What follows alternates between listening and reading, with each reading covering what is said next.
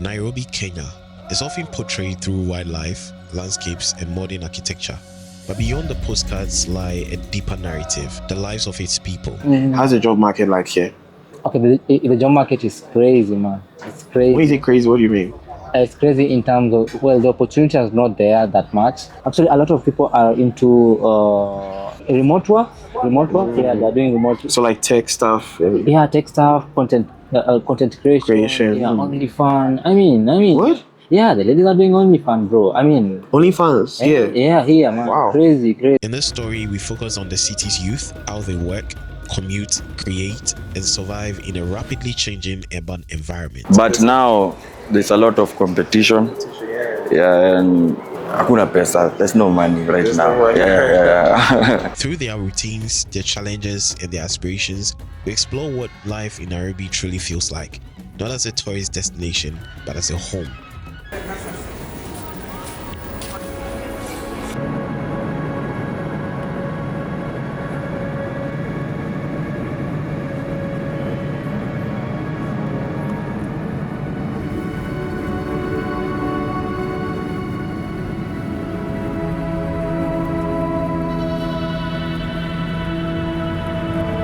So I just arrived in Nairobi, Kenya.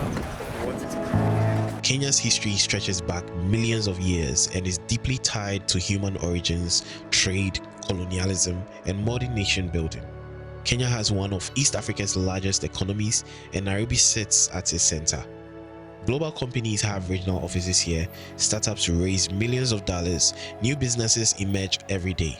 The city has earned a reputation as Africa's Silicon Savannah, but beneath the headlines is a different reality. This is my first time in Nairobi. First time in Nairobi? Yeah. So what are you planning to do in Nairobi? Doing a lot of, I'm a content creator, like a storyteller. Okay. So I travel to places and I tell stories about those places. So here I'm going to be interviewing some people, going to some farms, interviewing the young farmers, and then also my general experience here in Nairobi.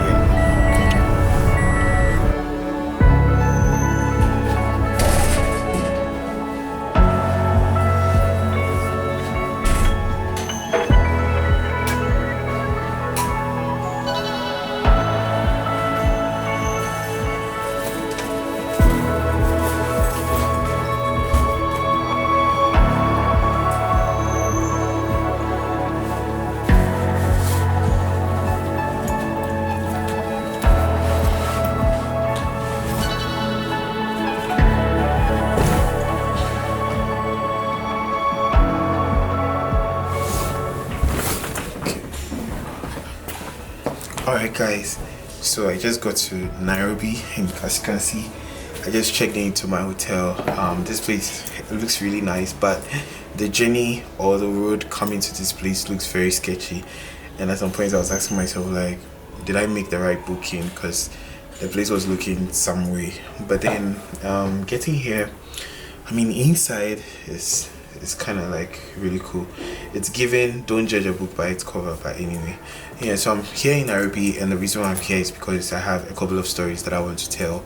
I'll be interviewing a number of people, some young farmers here in Kenya, and then also my personal experience here in Nairobi. So hopefully this is going to be quite an educative video. So if you're looking forward to coming to Nairobi, I think that you would sort of learn a lot from here, right? So yeah, stay tuned, and I can't wait to explore the city myself. This is my first time here, and yeah, it will be very interesting. Economic growth has not always translated into prosperity for everyone. For many residents, the cost of living continues to rise faster than incomes. Food, transportation, rent, and utilities take up a growing share of household budgets. The city generates opportunity, but it also demands resilience. To explore this topic, I took a trip to Zambezi, on the outskirts of Nairobi, to talk to Njoroge. He left his 9-to-5 to pursue poultry farming. So my name is Njoroge. I'm a poultry farmer. I'm a scientist and an aspiring filmmaker. So I got in poultry back in 2023. I was, that is after I finished a year in corporate world, and I told myself, let me try out farming, because corporate 8 to 5 was a bit difficult for me. And so from there, I started with a batch of 500 birds to give it a try because it was my first time. And once I was done with that, last year, I took the other batch. So now I have around 1,300 birds. And so far, so good.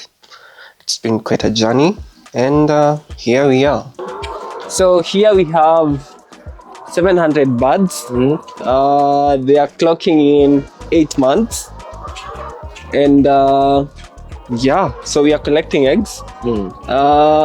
A tip for new farmers, if you want to make sure that your chicken are not breaking eggs, collect them frequently, feed them early so that they lay early. And so for me, I do a cycle of 1.5 hours, the intervals between picking eggs. So that way, by around 1 a.m., I've collected like 90% of the eggs.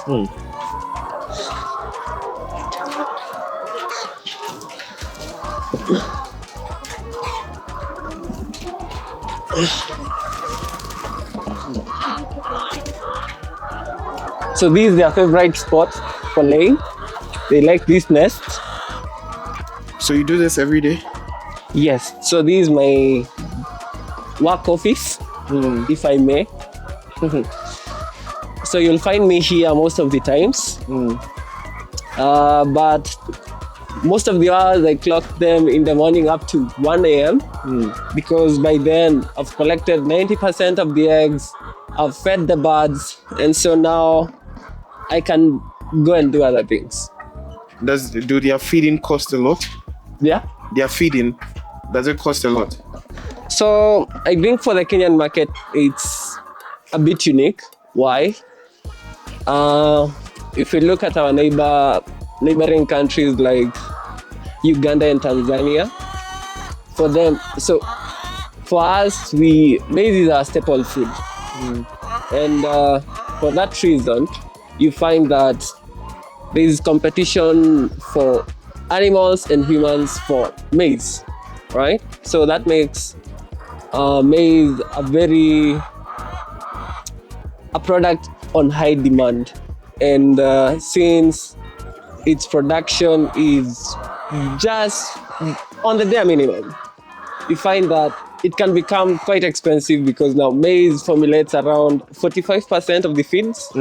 So yeah. That's interesting. Housing tells a different story of inequality more clearly than almost anything else. Luxury apartments continue to rise across neighborhoods like Kilimani, Kileleshwa, and Westlands.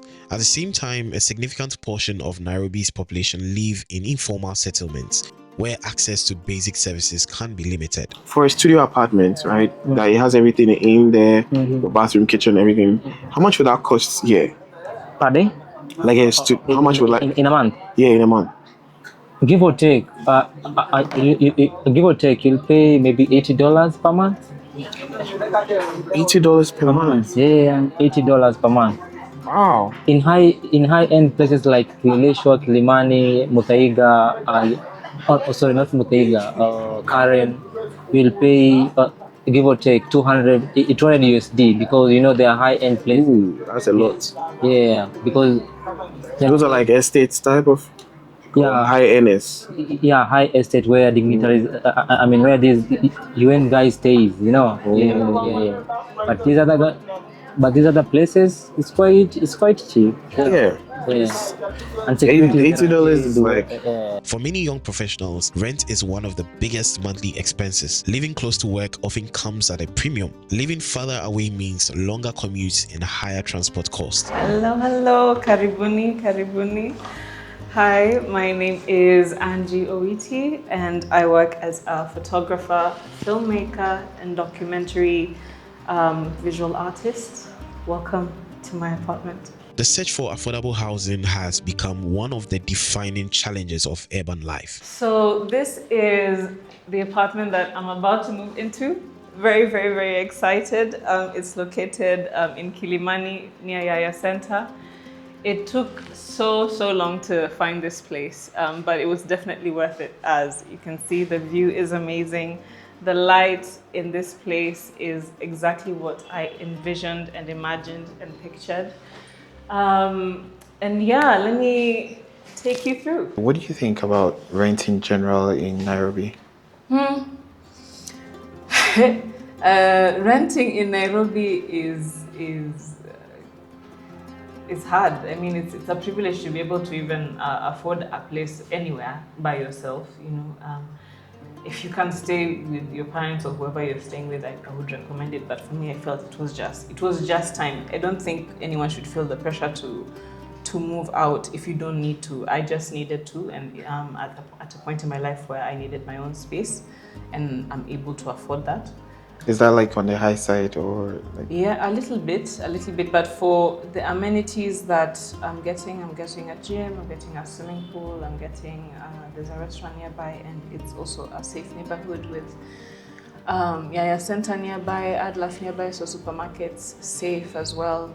I think it was just really important for me to invest in a place that I would look forward to coming home to, because I don't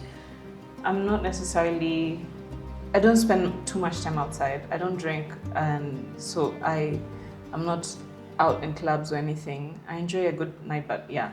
So the place that I'm gonna spend a lot of time, I just wanted it to be worth it. So if we head this way first, I'll show you the bedrooms.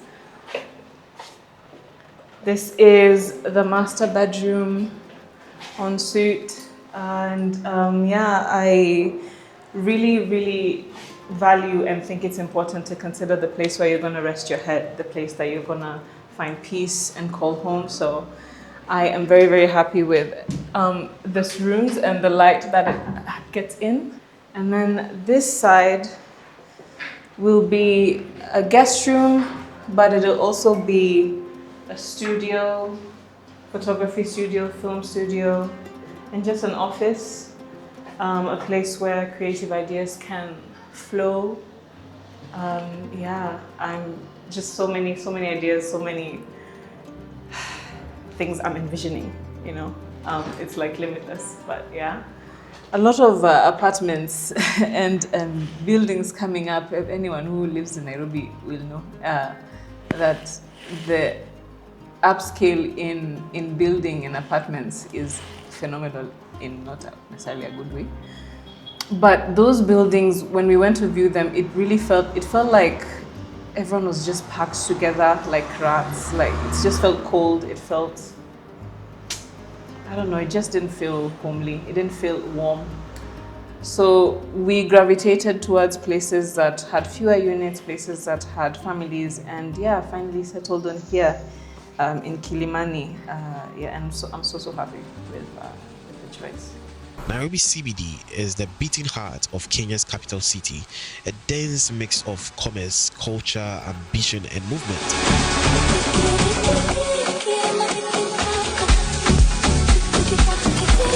From dawn until late into the night, the district buzzes with office workers, entrepreneurs, traders, students, and commuters navigating its busy streets. We are working in Nairobi CBD, or the central business districts of Nairobi. This is where it all goes down. This is where the money is being pushed. Yeah. You know, It is a 35 billion 35 billion economy per day. Yeah, there's a lot of money here.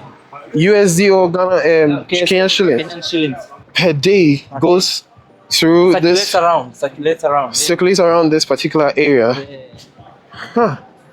Are they selling cocaine here or something? Yeah, the soccer. Bro, don't say this on camera, bro. Like, what? Modern office towers stand alongside historic buildings, whilst banks, government institutions, retail stores, and informal businesses coexist within a few city blocks. What do you like about the city? What do I like about this city? Yeah. That's a question in itself. Asante, Mami.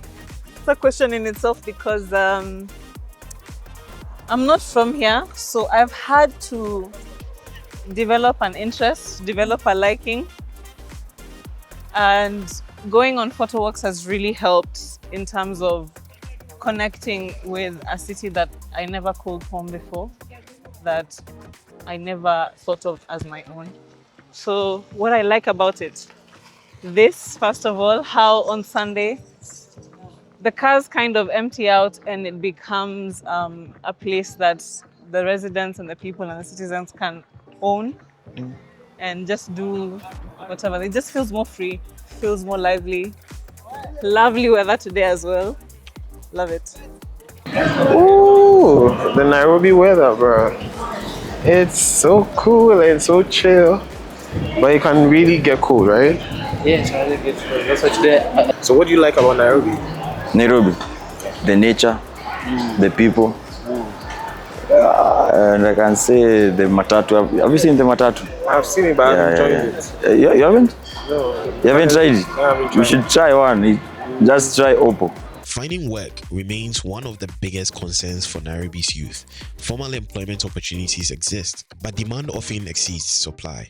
As a result, many people turn to entrepreneurship, freelancing, gig work, and informal businesses. For some, the hustle leads to opportunity. For others, stability remains elusive. I'm a photographer.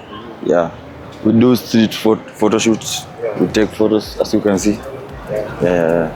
So how long have you been doing this? For me, it's like 2 years. 2 years. Yeah. And is it like profitable? Yeah, you can say. There are a lot of people doing. But now there's a lot of competition. Yeah, and hakuna pesa. There's no money right now. No money. Yeah.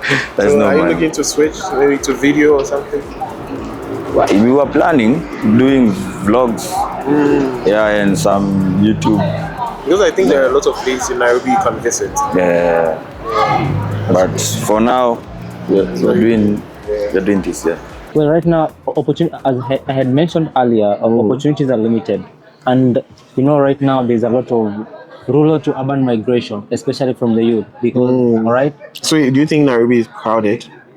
yeah, with youth right now, yeah, because right now we are talking about 7 million youth. 7 million people Yeah, here. in Nairobi, yeah, Wow. yeah. And what's the type of the population of Kenya in 50 general? million, 50 million, Wow. 50 million, yeah. Okay, I see. Yeah, so you can imagine. Yeah, so right now you may find youth they are doing Ubers, they are doing, especially for men. Men are like young men between ages 25 to 35, they are doing Ubers, they're trying to make ends meet. Ladies, on the other hand, those who are big now, so you find them doing all this kind. Yeah, Wait, let's say this over. I'm telling stories, but like, I'm not. Nairobi has steadily established itself as one of Africa's most important global cities, as a regional headquarters for major technological companies, multinational corporations, development organizations, and startups. Cool. Yeah, I think you have like first access on what the global Africa space looks like. And what I mean by that is, I think you end up like quite localized in countries like Nigeria or Ethiopia or even South Africa. You end up like focused on what that market looks like. Whereas Kenya both has its ecosystem, but is extremely global. Most of the big companies will land here or set up here. Most of tech is interested in being based here or having like a connection to the space because it's fairly livable. It's also like very accessible from the rest of the world, and it's been positioned as this like regional hub. So I think that is a massive advantage in understanding how global players are thinking about Africa because they'll land here first and they want to be here first, and it's strategic for them to be here first. So the insights you get from that are really good, are quite strong. Whereas I think you can end up building locally if you're in other markets which aren't as globally exposed. I mean, because if anybody who's going to move, if you're going to move to any country, one of the first questions you're asking yourself is if it's economically affordable. Yeah. What do you think? Since I've been here for 4 days, and I've been spending just $100 the whole time I've been here, and I would say, well, it's been okay. Unless I'm not living a bougie life, but I would say just a normal day-to-day life, that should be fine. But what do you think? You've been here. Kenya is livable. It's livable. How do you mean? I don't want to use the word affordable or expensive. I'm trying to stay away from that. Yeah. Because people can come for me. But Kenya is livable. Yeah. An advantage we have as Ghanaians is our currency is stronger than theirs. Yes. So if let's say even if you're using transferring cities to here, yeah, the less CDs you transfer, the more shillings you have. Okay. Yeah, and even with now that with this Mahama, the city is It's going up. Yeah, it's even becoming more stronger. That's interesting. So in that way, it makes life. I'm not saying it makes life better, but it's a bit okay. Yeah. But then they have a lot of infrastructures and tech advancement, and these things come with expensive lifestyle. But for me, I would say Kenya is level. Yeah. How would you describe the typical life of a young Kenyan growing up here in Nairobi? I think also that one is diverse and looks different for many people. Depends with your family background, your schooling system, and whatever you're trying to achieve. But typically, I would say for most people, because most of them are brought up in mid-income families, they are struggling to make the ends meet. And I would say most of them are surviving rather than thriving. So, and it's not that these people are not trying their best or not showing up in life to get the most out of who they are, but you find that somehow, and I don't want to entirely place the success of an individual to systems, but it becomes quite hard for them, because now if you're not in a mindset that allows you to expand, survival makes you shrink.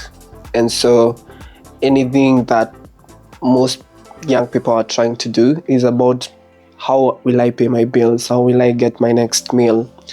How will I clothe myself? My mom is sick. My siblings need to go to school. How am I going to piece things up so that we all survive through the day? So life is a bit hard for young people at large. So you find that they are getting into mental depression, they are having mental issues, and it's because of the burdens that have been imposed on them at a young age, and the world has been set up in a way that they are almost going to fail. So it's a bit sad. Nairobi stands out as one of Africa's most economically strategic cities, a continental gateway for capital, talent, and multinational operations alike. Its profitability is rooted in its function as a command center for East and Central Africa, where the regional headquarters of global corporations, NGOs, and financial institutions converge to concentrate decision-making and ground-level operations. Economically, is it really profitable moving here? It is.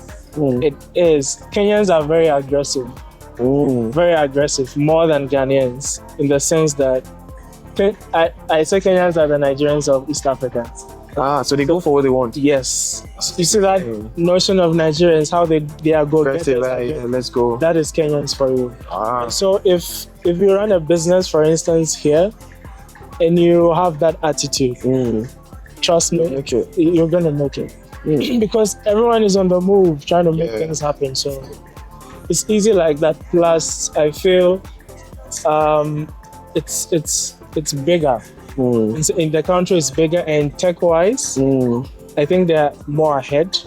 So it makes things quite seamless. If you've realized, majority of these startups are opening their offices in Kenya. The headquarters. Because I know Ghana is a place companies are also moving to. But Kenya, tech-wise, I think in East Africa or in Africa, they are a major player.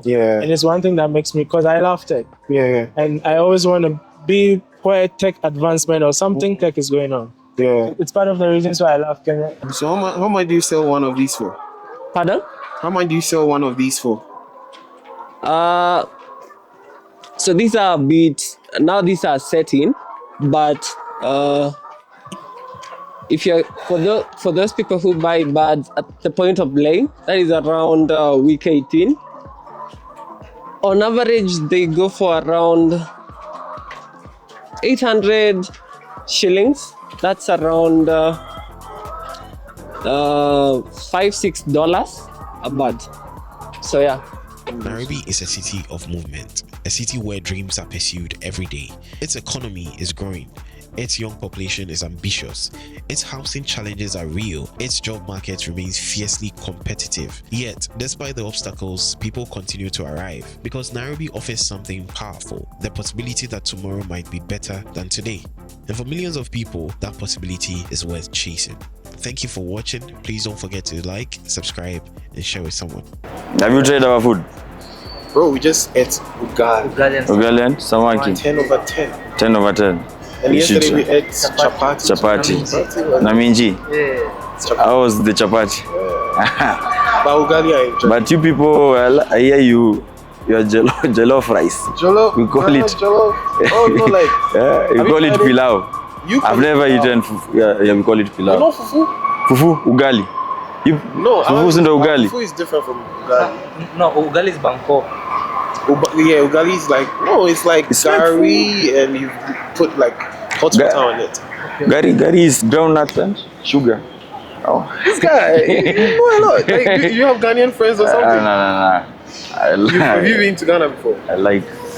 So yeah, this is Collins. Collins gave us an interview and yeah, like we've been good in Nairobi. We've been good in Nairobi. Yeah, that's cool. Please like, subscribe. share, subscribe.